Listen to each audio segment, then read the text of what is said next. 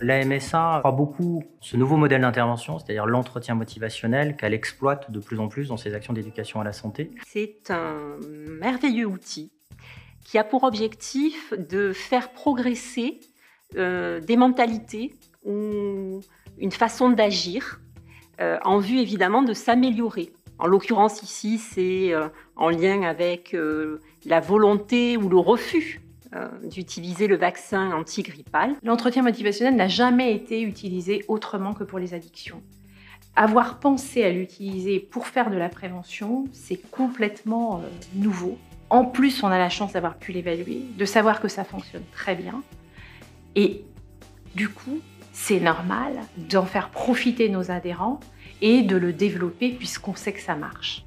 On a fait une expérimentation il y a 2 ans qui a montré, qui a certifié, en faisant de l'entretien motivationnel pour de la vaccination antigrippale, on avait du résultat. On s'est aperçu vraiment que vouloir convaincre, dire « vous devez faire ceci, vous devez cesser cela », en fait produisait l'effet inverse. Et qu'il fallait vraiment se connecter à l'autre et comprendre dans son univers, en fait, qu'est-ce qui allait le motiver, lui, et pas qu'est-ce qui nous motive, nous.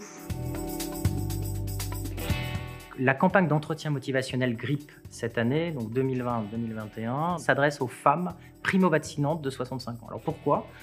On a à peu près 1,2 million d'assurés qui sont ciblés par cette campagne. On ne pouvait pas appeler 1,2 million de personnes en si peu de temps. Et donc, on a regardé les chiffres d'impact de l'expérimentation et on s'est rendu compte que dans tous les primo-vaccinants, les femmes y allaient plus. D'abord, répondaient plus à ces entretiens, c'est-à-dire à cette prise de rendez-vous. Deuxièmement, allaient plus se faire vacciner. Et troisièmement, étaient aussi un relais auprès de leur entourage intrafamilial et plus particulièrement auprès de leur mari.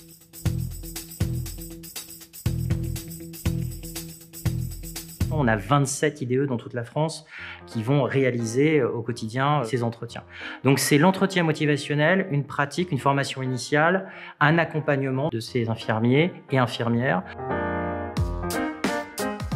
La séquence de dessin collectif permet à chaque groupe de pouvoir se saisir du principe de vaccination. C'est comprendre les tenants et les aboutissants d'une vaccination, savoir comment on fabrique un vaccin et du coup pouvoir l'expliquer à l'adhérent pour la suite.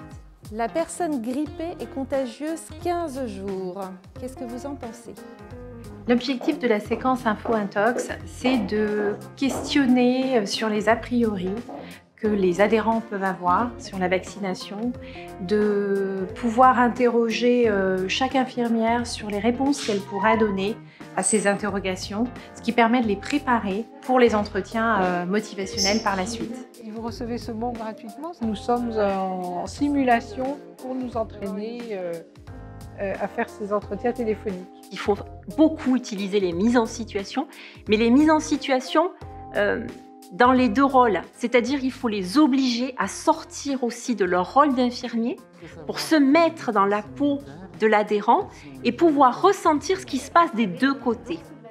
La MSA va encore une fois prouver que c'est un acteur important en santé publique, qu'elle est en capacité de monter un dispositif en mode agile, pertinent et à valeur probante sur une thématique prioritaire. Là maintenant, je me sens prête à commencer la campagne des entretiens motivationnels contre la grippe.